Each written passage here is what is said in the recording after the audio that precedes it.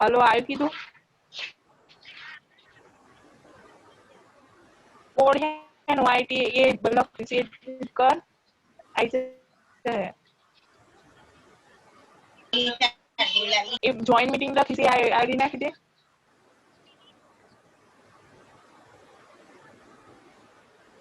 ખબર નહીં પછી ચલો મારું સ્ક્રીન દેખાય છે બધાને? હાથ ઊંચો કરજો સ્ક્રીન દેખાતી હોય તો. મારી સ્ક્રીન દેખાતી હોય તો હાથ ઊંચો કરજો.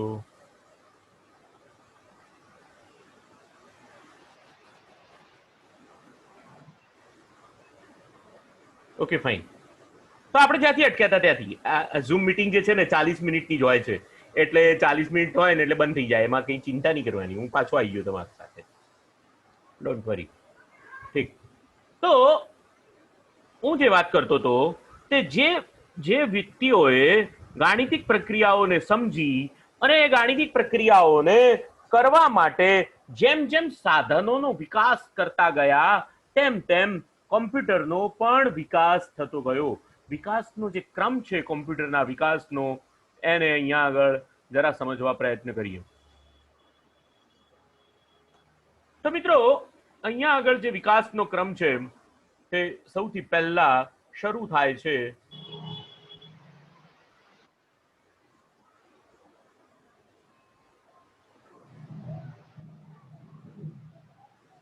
વિકાસનો જે ક્રમ છે એ શરૂ થાય છે અબાકસથી. અબાકસને યુરોપિયન કન્ટ્રીઝની અંદર કેલ્ક્યુલેશન કરવા માટે વાપરવામાં આવતું હતું. Invented around 500 BC. ક્યારે શોધ કરવામાં આવી? 5000 BC ની અંદર શોધ કરવામાં આવી. અને ભાઈ બધા અવાજ પોતાનો મ્યુટ કરી દેજો. ચાઇના, મેસોપોટેમિયા, જાપાન, ગ્રીસ, આ બધા દેશોની અંદર એની શોધ કરવામાં આવી. ત્યાર પછી જે કહેવામાં આવે છે કે બ્લેઝ પાસ્કલ 1642 ની અંદર એક ફ્રેન્ચ ગાણિતિક શાસ્ત્રી હતો, ફ્રેન્ચ મેથેમેટિશિયન્સ હતો, કે જેણે આ ફ્રેન્ચ મેથેમેટિશિયને શું કર્યું? એ ફિલોસોફર હતો, એણે મિકેનિકલ કેલ્ક્યુલેટરની શોધ કરી. એણે શું કર્યું? મિકેનિકલ કેલ્ક્યુલેટરની આ વ્યક્તિએ શોધ કરી. કોણે? Blaze pascal. જો આ બ્લેઝ પાસ્કલ નામની જે વ્યક્તિ છે એ કોમ્પ્યુટરના ઇતિહાસની અંદર, હિસ્ટ્રીની અંદર બીજો વખત પણ આવશે. એટલે હું તો એમ માનું છું કે આ બ્લેઝ પાસ્કલનો ફરીથી પુનર્જન્મ થયેલો છે. હા, બ્લેઝ પાસ્કલ જે છે બીજો વખત જ્યારે આવે છે ત્યારે એ કોમ્પ્યુટરનો પિતા થાય, અથવા તો પિતા કહી શકાય, એ પ્રકારની એની પોતાની ઇન્વેન્શન્સ કરે છે. એટલે 1642 ની અંદર French mathematician, physicist and philosopher invented a mathematical calculator. Mathematical કેલ્ક્યુલેટરની શોધ કરવામાં આવી. ભાઈ કોમ્પ્યુટરની શોધ કરવા પાછળનો મૂળભૂત હેતુ જે છે એ જ છે કે વ્યક્તિ ખૂબ જ ઝડપથી અને ખૂબ જ સરળતાથી પોતાની ગાણિતિક પ્રક્રિયાઓને અંજામ આપી શકે અથવા તો પૂરી કરી શકે, એટલા માટે જ કોમ્પ્યુટરની શોધ કરવામાં આવી છે. અને એટલા માટે એમ કહીએ કે કોમ્પ્યુટરની શોધ પાછળ, કોમ્પ્યુટરની શોધને અથવા એના હિસ્ટ્રીની અંદર જો જોઈએ તો પહેલા કેલ્ક્યુલેટર જ શોધવામાં આવેલા છે અને ત્યારબાદ જે છે તે કોમ્પ્યુટર આજે જે આપણે જોઈએ છે તે સ્વરૂપે, ઇલેક્ટ્રોનિક સ્વરૂપે આપણને કોમ્પ્યુટર પ્રાપ્ત થાય છે. ઓકે, એટલે બીજી જે વાત છે તે 1671 માં, એટલે અહીંયા જે વાત છે એ બધા કેલ્ક્યુલેટરની જ વાત કરેલી છે. અહીંયા આ કેલ્ક્યુલેટર્સની જ વાત કરેલી છે અને અહીંયા જે વાત કરેલી છે તે એક પણ મશીન પાસે મેમરી હતી નહીં અને આ મશીનોને ઉપયોગમાં લાવવા માટે હંમેશા માનવીય એફર્ટ, પ્રયત્નની હંમેશા જરૂર રહેતી હતી. એટલે હું તમને અહીંયા જે વાત કરી છે સૌથી પહેલા કોણે કોણે કેલ્ક્યુલેટર બનાવ્યા એની વાત ચાલશે અને પછી કોમ્પ્યુટર ઉપર આપણે ટ્રાન્સફર થઈશું. તો 1671 ની અંદર ગોટફ્રાઇડ વોન લેબેન્ઝમાનના જર્મન મેથેમેટિશિયને આ પાસ્કલાઇન જે મલ્ટિપ્લિકેશનનું મશીન હતું, મેથેમેટિકલ મશીન હતું, એની અંદર 4 વસ્તુઓ અથવા તો 3 વસ્તુઓ વધારાની મૂકી. મલ્ટિપ્લિકેશન, ડિવિઝન અને સ્ક્વેર રૂટ, આટલી 4 વસ્તુઓ એણે વધારાની મૂકેલી છે. તો આ જે વ્યક્તિ છે, તો આ જે છે તે કેલ્ક્યુલેટરનો પણ એક પ્રકારનો ઇતિહાસ છે. આ જે શું છે તે કેલ્ક્યુલેટરનો પણ ઇતિહાસ છે. એટલે પહેલા કેલ્ક્યુલેટર એકદમ માનવીય હતું, મણકાવાળું, અબાકસ. પછી 1642માં બ્લેઝ પાસ્કલ આવ્યો કે જેણે મેથેમેટિકલ કેલ્ક્યુલેટર બનાવ્યું. આ મેથેમેટિકલ કેલ્ક્યુલેટરની અંદર ફક્ત સરવાળા અને બાદબાકી થઈ શકતી હતી. પણ 1671 ની અંદર જે જર્મન મેથેમેટિશિયન થયો, એણે આ જે મશીન હતું એને એક્સટેન્ડ કર્યું, અથવા તો આ મશીનને વધારે એની ક્ષમતા વધારી. એમાં મલ્ટિપ્લિકેશન કરી શકાતું હતું, ડિવિઝન કરી શકાતું હતું, અને સ્ક્વેર રૂટ્સ એટલે વર્ગમૂળ શોધી શકાતું હતું, એમ કહી શકાય. એટલે આ બધા જે મશીન્સ છે, એક કેલ્ક્યુલેટરની હિસ્ટ્રી છે. અને આ એક પણ મશીનની અંદર પોતાની મેમરી હતી નહીં. એના પછી જે આવે છે 1822 ની અંદર, એ ચાર્લ્સ બેબેજ નામની એક વ્યક્તિ આવે છે, જે પોતે ઇંગ્લિશ મેથેમેટિશિયન છે અને ફિલોસોફર છે, અને એને કોમ્પ્યુટરના પૂર્વ પિતા પણ કહેવામાં આવે છે. અને એને ડિફરન્શિયલ એન્જિન શોધી નાખ્યું. એ વ્યક્તિએ શું કર્યું છે, એણે પોતે ડિફરન્શિયલ એન્જિન શોધેલું છે. ડિફરન્શિયલ, અહીંયા એની ફિગર પણ મેં તમને બતાવી છે. ડિફરન્શિયલ એન્જિન આ વ્યક્તિએ શોધ્યું છે 1822 ની અંદર. ચાર્લ્સ બેબેજ, 1822 ની અંદર ચાર્લ્સ બેબેજ નામની વ્યક્તિ આવે છે, જેણે આ ઇંગ્લિશ મેથેમેટિશિયન છે, જેણે ડિફરન્શિયલ એન્જિન શોધ્યું. આ મશીન છે, ભાઈ અવાજ બંધ કરજો, છોકરા રડે છે. ભાઈ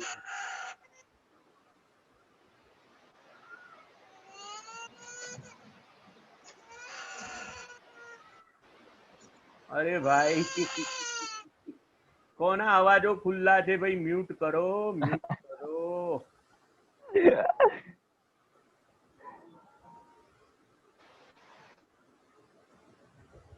હા, કઈ વાંધો નહીં. ઘર છે એટલે આવું બધું હોય. આઈટીઆઈ હોત તો આપણે બધા એવું બધું ના સાંભળવા મળત. એટલે આ પણ એક મોકો છે, આ પણ એક નવો લાવો છે. ભણતા ભણતા છોકરાઓના અવાજો રડવાના સાંભળવા, દેટ ઇઝ ઓલ્સો એક પ્રકારનો લાવો છે. કઈ વાંધો નહીં, ઠીક છે. તો આ જે મશીન જે છે તે આપમેળે કેલ્ક્યુલેશન કરવા માટે એને ડિઝાઇન કરવામાં આવ્યું હતું. આપમેળે કેલ્ક્યુલેશન કરવા માટે આ મશીનને ડિઝાઇન કરવામાં આવ્યું હતું. અને આ મશીન જે છે એ મેથડ ઓફ ફાઇનાઇટ ડિફરન્સની મેથડ દ્વારા આ મશીન કામ કરતું હતું. 1833 ની અંદર ફરીથી ચાર્લ્સ બેબેજ આવે છે. ચાર્લ્સ બેબેજે જે 1833માં ચાર્લ્સ બેબેજે જે મશીન શોધ્યું હતું એને એક્સટેન્ડ કરીને એનાલિટિકલ એન્જિન એક બનાવવામાં આવે છે. અને આ મશીનની મહત્તા એ હતી કે it was build after it death and powered by steam. પહેલા બધા જે છે ને, પહેલા બધા છે ને મિકેનિકલ વસ્તુઓ બહુ આવતી હતી. પહેલા મિકેનિકલ વસ્તુ હતી, મશીન મિકેનિકલ, બધા મશીનો મિકેનિકલ હતા. પણ હવે બધા મશીનો કેવા આવવા માંડ્યા છે? બધા મશીનો મિકેનિકલ તો ખરા જ, પણ સાથે સાથે ઇલેક્ટ્રોનિક્સ અને ઇલેક્ટ્રિકલ મશીન્સ આવવા માંડ્યા છે.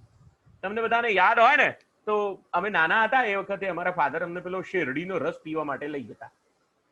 શેરડીનો રસ કાઢવા માટે એક કોલું હોય. અત્યારે પેલા મહારાષ્ટ્રીયન વ્યક્તિઓ બધા એવા રસ કાઢવા માટેના એના બે ધરીઓ હોય, એની અંદર શેરડી ફસાવે અને વ્યક્તિ આજુબાજુ ગોળ ગોળ ફરે એટલે રસ નીકળે. પણ લોકોએ બુદ્ધિ દોડાઈ અને એ ગોળ ગોળ ના ફરવું પડે એટલા માટે એની અંદર મોટર જોડી દીધી. એની અંદર શું જોડી દીધું? મોટર જોડી દીધી. એટલે પેલા બે પિલ્લર્સ છે, એ પિલ્લર્સ આપમેળે મોટરથી ફર્યા કરે. વચ્ચે શેરડી ફસાવો એટલે રસ્તો નીકળવાનો જ છે. એટલે પહેલા જે હતું તે બધા જ સાધનો મિકેનિકલ, જાતે ફેરવવું પડે.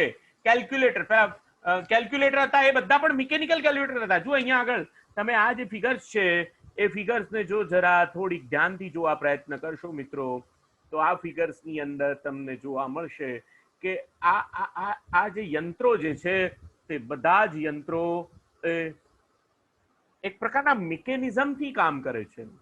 આ બધા યંત્રો કેવી રીતે કામ કરે છે? મિકેનિઝમથી કામ કરે છે. એની અંદર કંઈક ચક્રો ગોઠવેલા છે. તમે જુઓ, એક જ મિનિટ બતાવું તમને.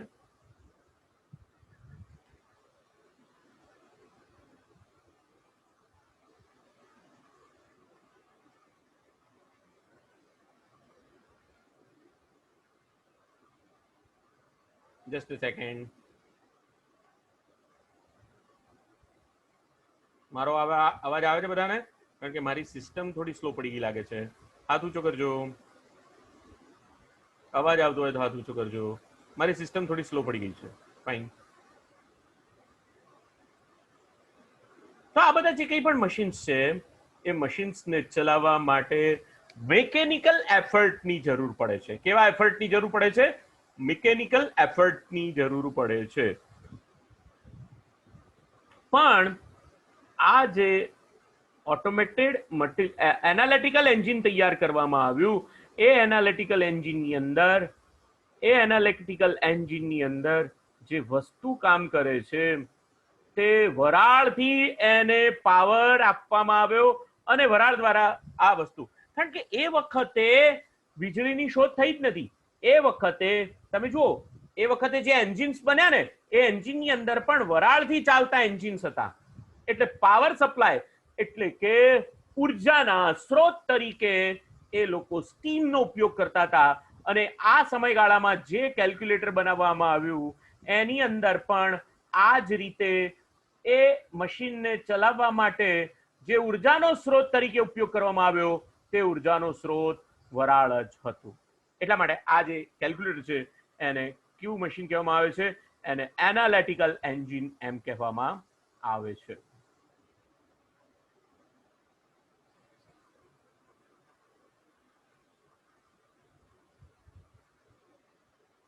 હું તમને થોડાક હજી આગળ, અથવા તો જેને કહેવાય કે હજી એક પ્રકારના હિસ્ટ્રીની અંદર લઈ જવા માંગુ છું, કે જેની અંદર જુદા જુદા પ્રકારના ઇલેક્ટ્રિકલ ડિવાઇસીસનો ઉપયોગ કરવામાં આવ્યો.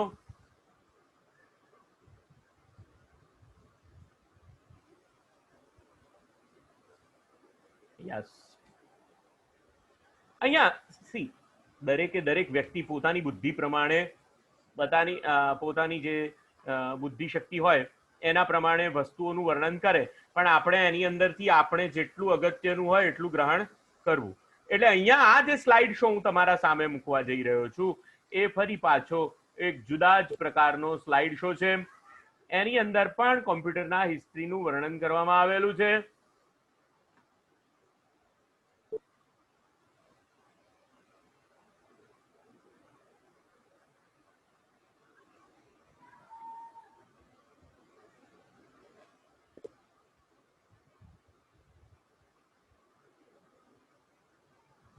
એક જ મિનિટ જરા.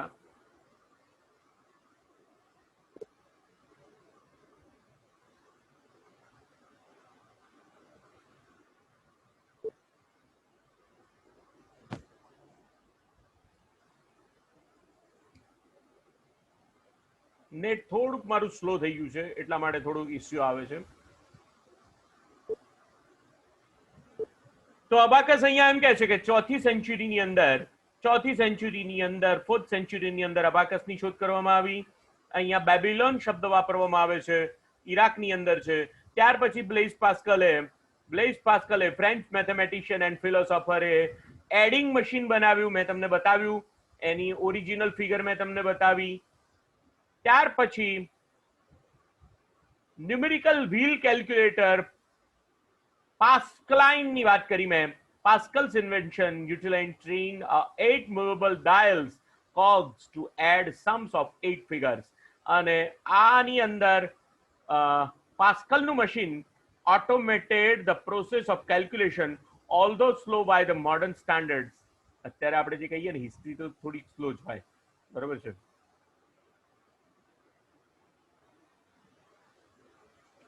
ચાર્લ્સ બેબેજે 1791ની અંદર જે ઇંગ્લિશ મેથેમેટિશિયન એન્ડ પ્રોફેસર હતા, તેમણે એક કેલ્ક્યુલેટ કરવા માટે ટેબલ તૈયાર કર્યું અને એને એનાલિટિકલ એન્જિન કહેવામાં આવે છે. 1833 ની અંદર એ એનાલિટિકલ એન્જિન બનાવવામાં આવ્યું અને એટલા માટે બહુ જ અગત્યની આપણા માટે જે વાત છે તે ચાર્લ્સ બેબેજ છે તે કોમ્પ્યુટરનો પૂર્વ પિતા પણ કહેવામાં આવે છે. ચાર્લ્સ બેબેજે જે કંઈ પણ સિદ્ધાંતો તૈયાર કર્યા તે સિદ્ધાંતો ઉપર આજે પણ કોમ્પ્યુટર કામ કરે છે, ફક્ત એની સ્પીડમાં વધારો થઈ ગયો છે, કારણ કે એ જે ડિવાઇસીસનો ઉપયોગ કરીને કોમ્પ્યુટર અત્યારે જે ચાલે છે એ ઇલેક્ટ્રોનિક્સ ડિવાઇસ છે. એટલા માટે આગળ જઈએ. એઇકન, હોવર્ડ એઇકન 1900 થી 1973 સુધીની અંદર આ એઇકન નામનો જે વ્યક્તિ હતો તેણે ચાર્લ્સ બેબેજના એનાલિટિકલ એન્જિનને વધારે ક્ષમતાવાળું બનાવવા માટે પ્રયત્ન કર્યો અને આ એણે જે કેલ્ક્યુલેટર તૈયાર કર્યું એનું નામ આપ્યું એણે માર્ક 1. બરોબર, ધ્યાન આપજો. he succeeded in securing a grant of rupees $1 million for his proposed automatic sequence calculator, the Mark I, for short for IBM. એઇકન જે છે તે IBM નો સંસ્થાપક હતો. આજે આપણે બધા એક કંપની ઓળખીએ છીએ IBM, એનું નામ છે ઇન્ટરનેશનલ બિઝનેસ મશીન્સ. તમે આ બધું સિમ્બોલ જોયો હશે, તમે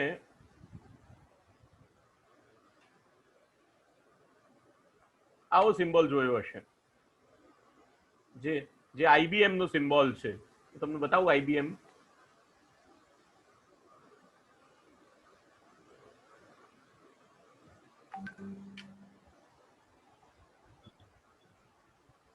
ઇન્ટરનેશનલ બિઝનેસ મશીન્સ, આ IBM નો સિમ્બોલ છે. દેખાય છે બધાને? હા, આ IBM નો સિમ્બોલ છે. ઇન્ટરનેશનલ બિઝનેસ મશીન્સ જે છે તે સૌ પ્રથમ 1911 ની અંદર ન્યુયોર્કની અંદર એને સ્થાપના કરવામાં આવી અને આ ઇન્ટરનેશનલ બિઝનેસ મશીન્સ માટે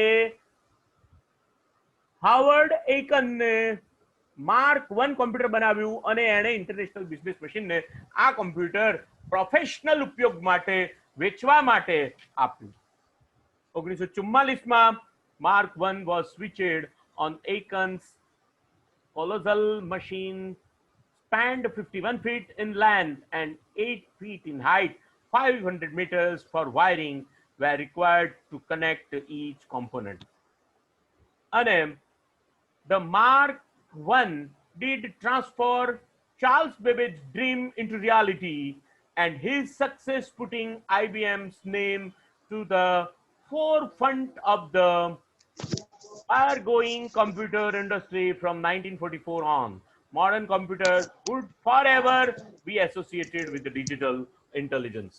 એટલે મિત્રો માર્ક 1 જે બનાવવામાં આવ્યું એ માર્ક 1 ના સક્સેસ પછી એ માર્ક 1 બનાવીને કોને આપી દેવામાં આવ્યું? IBM ને.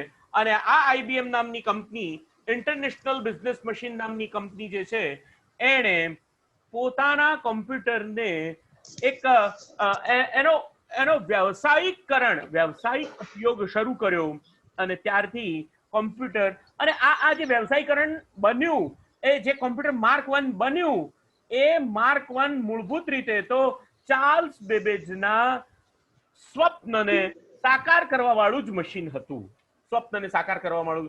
અને આજે પણ હું તમને પહેલા પણ કહી ગયો કે આજે પણ જે મશીન અથવા જે સિદ્ધાંતો ચાર્લ્સ બેબેજે સ્થાપિત કર્યા એના ઉપર જ કોમ્પ્યુટર આજે પણ ચાલે છે.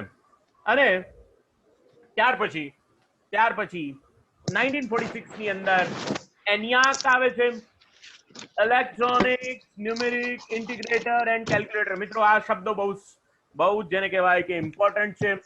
ENIAC નામનું કોમ્પ્યુટર બનાવવામાં આવે છે.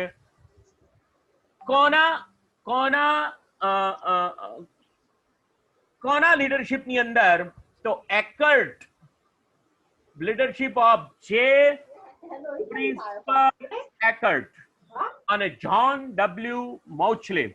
આ બંને વ્યક્તિઓએ પોતાની લીડરશિપની અંદર સૌ પ્રથમ આ એનિયાક નામનું મશીન બનાવેલું છે અને આ જે એનિયાક નામનું જે મશીન છે, ભાઈ શું કામ અવાજ મ્યુટ કરી દો છો યાર? ના ભણવું હોય તો છોડી દો.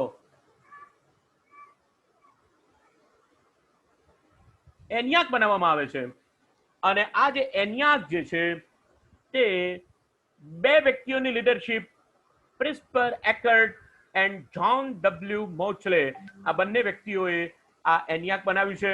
અને આ એનિયાક જે છે તે વધારે 1000 ગણું વધારે, કોના કરતા?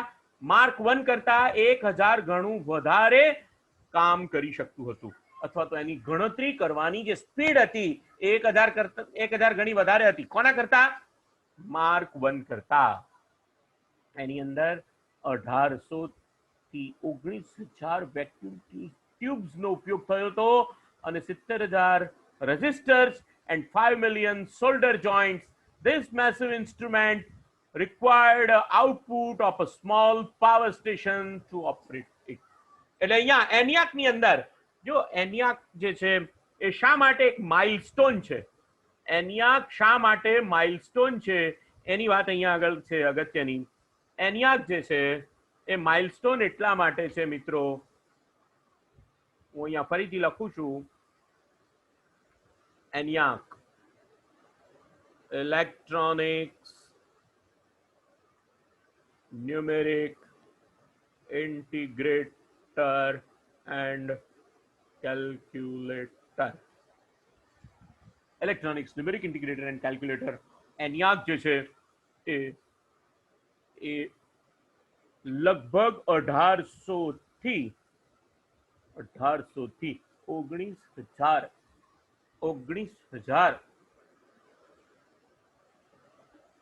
વેક્યુમ ટ્યુબ્સ નો ઉપયોગ કરીને બનાવવામાં આવેલી વસ્તુ હતી. એ આ જે એનિયાક હતું એને સાચવવા માટે, અથવા એ મશીન જે છે એનિયાક, આજે આપણે બધા કેલ્ક્યુલેટર ને આપણે બધા કોમ્પ્યુટર ને લેપટોપ હાથમાં લઈને ફરીએ છીએ, બરાબર, પણ એ વખતે આ એનિયાકને મૂકવા માટે લગભગ 2500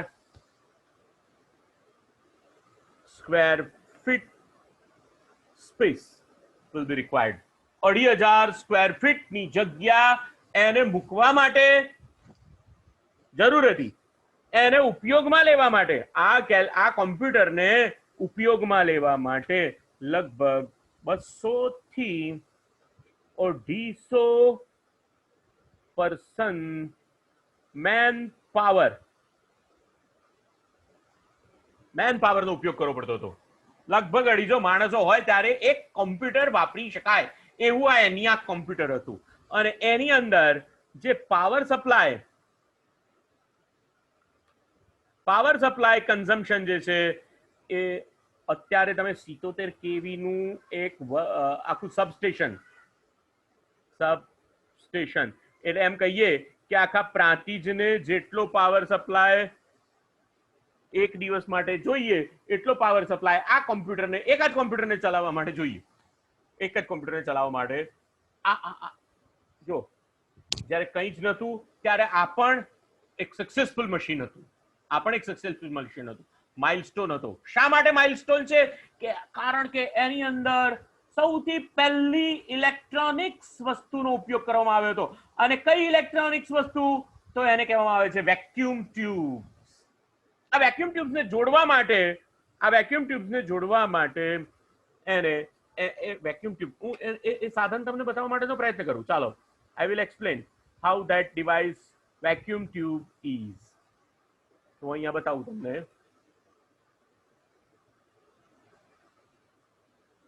વેક્યુમ ટ્યુબ્સ.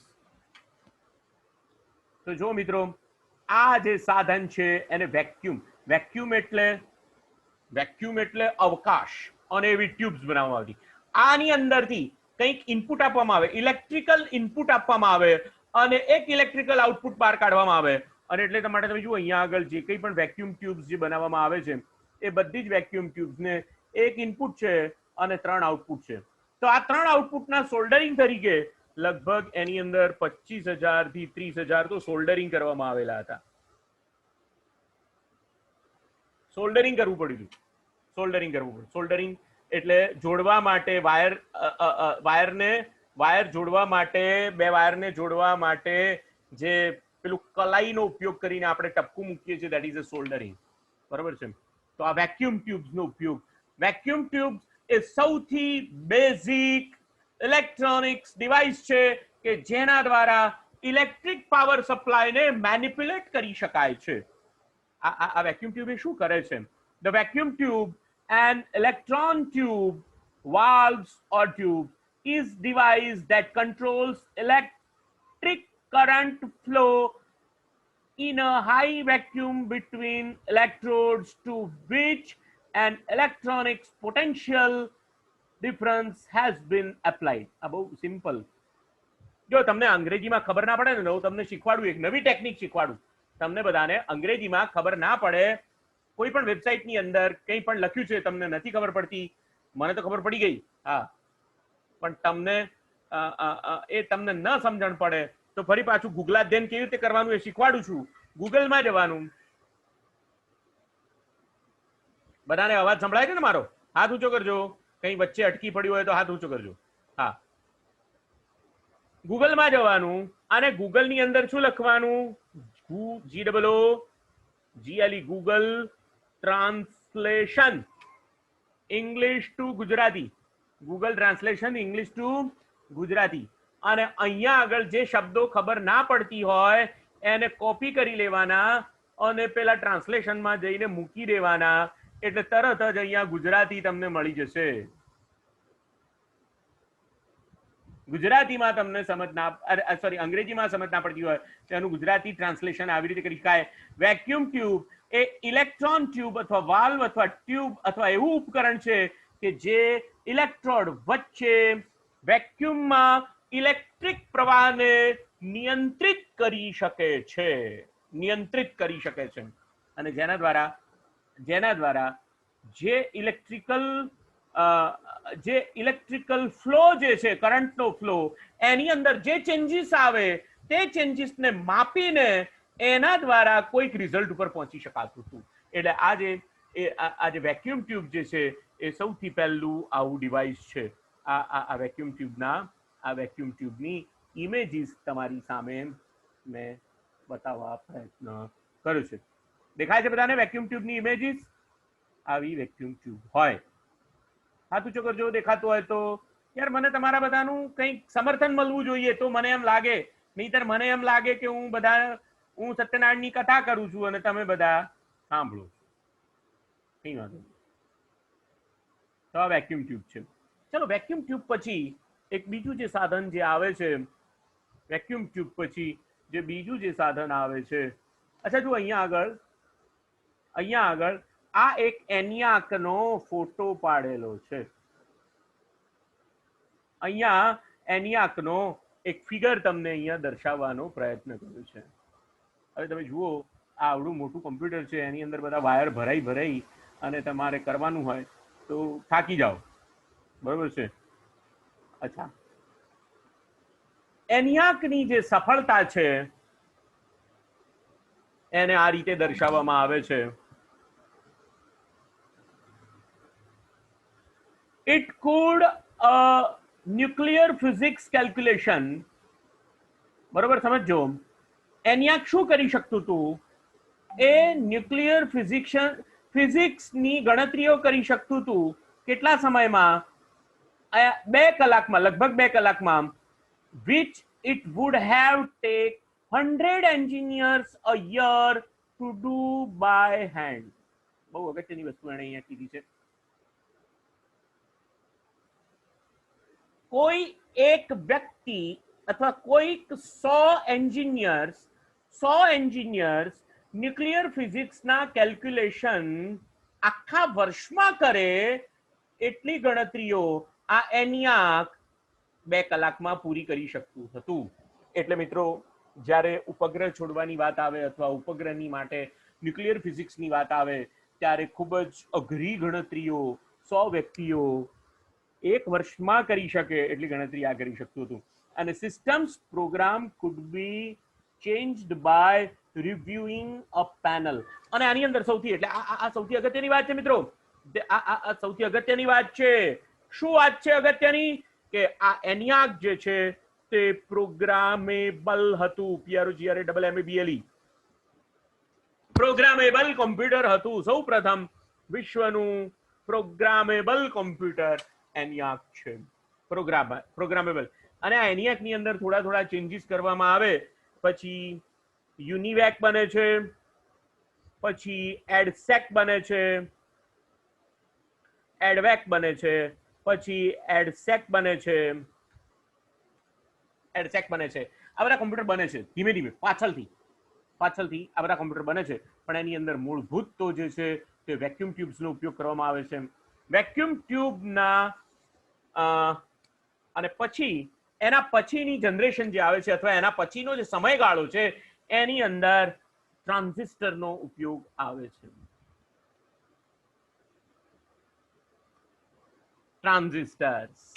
ટ્રાન્ઝિસ્ટર પણ એવી જ એક સર્કિટ છે. આને ટ્રાન્ઝિસ્ટર કહેવામાં આવે છે. એમ્પ્લીફાય, કરંટને એમ્પ્લીફાય કરવા માટે જે સાધનનો ઉપયોગ થાય એને ટ્રાન્ઝિસ્ટર કહેવામાં આવે છે. Transistor is a semiconductor device used to amplify or switch electronic signals and electrical power. It is composed of a semiconductor material usually with the least 3 terminals for the connection and external circuit. Transistor એ એક પ્રકારનું semiconductor device છે. શું કરવા માટે ઉપયોગ થાય છે? Amplify or switch electronic signals. Electronic સિગ્નલ્સને સ્વિચ કરવા માટે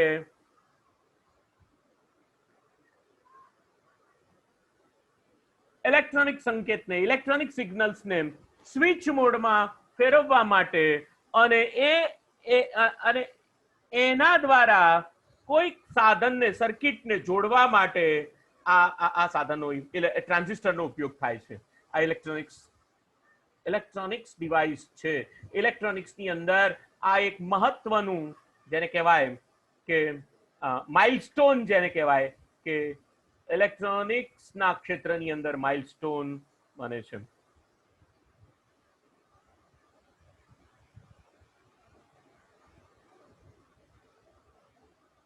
આ બધા જ જે છે તે ટ્રાન્ઝિસ્ટરની ઇમેજીસ છે. આ બધી જ જે છે તે ટ્રાન્ઝિસ્ટરની ઇમેજીસ છે. ટ્રાન્ઝિસ્ટર હું તમને એ પણ કહેવા માંગીશ કે ટ્રાન્ઝિસ્ટર જે છે તેની શોધ સાથે કઈ વ્યક્તિ સંકળાયેલી છે એ પણ હું તમને એક્સપ્લેન કરવા માંગુ છું.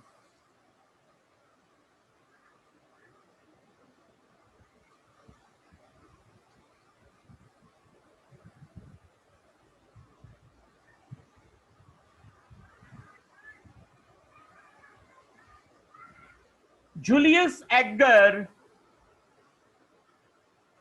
Lilienfeld, an Austro-Hungarian and later American physicist, electrical engineer, કે જેણે ટ્રાન્ઝિસ્ટર 1925 થી અને કેપેસિટર 1931 ની અંદર જેણે શોધ કરી તે આ વ્યક્તિ છે કે જેણે ટ્રાન્ઝિસ્ટર અને કેપેસિટર આ બે વ્યક્તિઓની શોધ કરી તે આ વ્યક્તિ છે જુલિયસ એડગર લિલિયનફિલ્ડ. સારું, આપણે ફરી પાછા આપણી સ્લાઇડ પાસે જતા રહીએ. આ ENIACનો ફોટો છે. ટ્રાન્ઝિસ્ટરની શોધ કરવામાં આવી. Bell Telephone, John Bardeen and Walter Brattain and William Shockley discovered a transfer resistor, later labeled the transistor. And advantages શું હતા? Increase the reliability, 1/13 size of vacuum tube, and consumed 1/20 of the electricity of vacuum tubes. શું એના ફાયદા શું હતા? કે તે વધારે રિલાયેબલ હતા, એટલે વિશ્વસનીયતા વધારે હતી એની. એ વેક્યુમ ટ્યુબ કરતા એની સાઇઝમાં 1/13 ભાગના હતા અને કન્ઝ્યુમ્ડ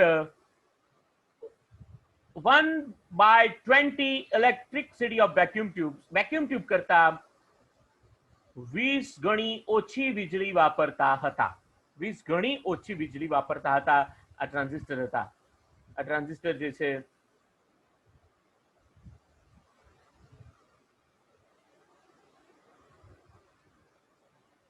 એની અંદર 3 આઉટપુટ.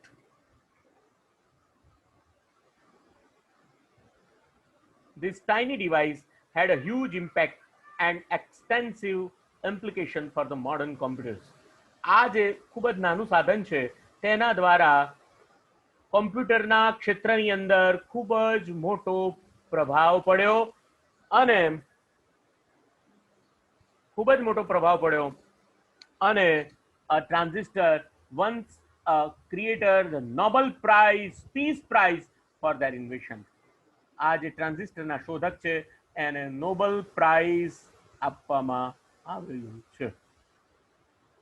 નોબેલ પ્રાઇઝ આપવામાં આવેલું છે. 1975 ની અંદર અલ્ટેર નામનું એક ડિવાઇસ બનાવવામાં આવે છે કે જેની અંદર કીબોર્ડ નથી, વિડિયો ડિસ્પ્લે નથી, એની અંદર સ્ટોરેજ પણ નથી. અને ત્યાર પછી IBM PC દ્વારા 1981 ની અંદર પર્સનલ કોમ્પ્યુટર સૌથી પહેલું બનાવવામાં આવે છે. 1981 ની અંદર પર્સનલ કોમ્પ્યુટર બનાવવામાં આવે છે જેની અંદર ઇન્ટેલ 8088 પ્રોસેસર વાપરવામાં આવે છે. 8088 પ્રોસેસર વાપરવામાં આવે છે અને જેની speed huge amount of memory, એ વખતના સંદર્ભમાં ઘણી જ વધારે મેમરી, અને એટલે આ 8088 IBM PC જો પર્સનલ કોમ્પ્યુટર, સૌથી અગત્યની વાત એ છે પર્સનલ કોમ્પ્યુટર બનાવવામાં આવે છે. અને આ પર્સનલ કોમ્પ્યુટર જે છે તે ત્યાર પછી ધીમે ધીમે આગળ વધે છે અને એ વખતે મેકેન્ટોશ નામની કંપની કે જેને આજે આપણે બધા એપલ તરીકે ઓળખીએ છીએ, એપલ તરીકે ઓળખીએ છીએ, એ કંપની 1984 માં 2 કોમ્પ્યુટર દ્વારા એક સ્ટીવ વોઝનિયાક અને સ્ટીવ જોબ્સ આ બંને વ્યક્તિઓએ સ્થાપના કરી. અને આ જે છે મેકેન્ટોશ એ મૂળભૂત રીતે IBM ના કોમ્પ્યુટર તરીકે બહાર આવે છે ઇન 1984 ની અંદર, 1984 ની અંદર. અને ત્યારબાદ જે છે તે IC બનવાની શરૂઆત થાય છે. કોમ્પ્યુટરના ક્ષેત્રની અંદર શું બનવાની શરૂઆત થાય છે? IC. મેકેન્ટોશ કોમ્પ્યુટર સૌથી પહેલા આ રીતે દેખાતું હતું. એની અંદર એક કીબોર્ડ પણ હતું, એની અંદર એક ડિસ્પ્લે માટેનું યુનિટ પણ હતું, અને કે જે કીબોર્ડ સાથે ફ્લોપીનો ઉપયોગ થતો હતો. એ વખતે સ્ટોરેજ ડિવાઇસ તરીકે કયા સાધનનો ઉપયોગ થતો હતો મિત્રો? ફ્લોપીનો ઉપયોગ થતો હતો. અને ત્યારબાદ જે છે એ કોમ્પ્યુટરની અંદર જુદા જુદા પ્રકારની IC નો ઉપયોગ થવા માંડ્યો. ઇન્ટિગ્રેટેડ સર્કિટ્સનો ઉપયોગ થવા માંડ્યો. અને આ ઇન્ટિગ્રેટેડ સર્કિટના કારણે કોમ્પ્યુટર જે છે એ